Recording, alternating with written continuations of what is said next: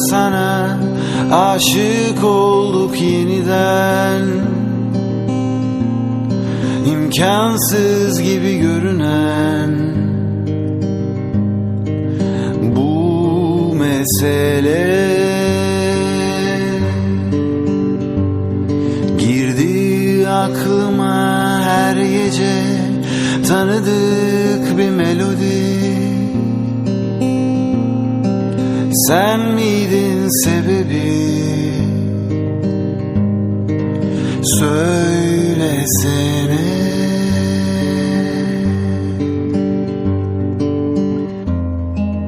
Bir kadın gelir, değiştirir seni. Alıştığın o sert, kararlı şeklini.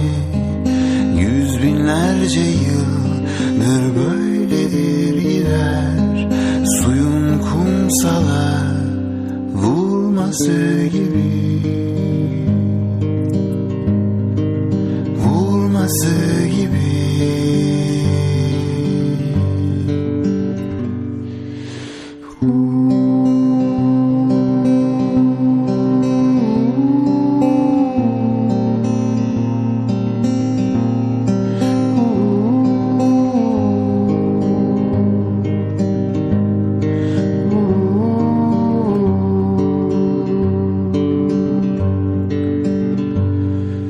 Ve gök ağladı her sabah, ben kayboldum yeniden.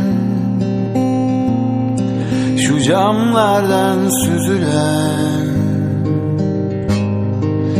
tane tane ve hep uykuya dalmadan düşündüğüm geceleri. O yazdığın dizeleri ezberimde.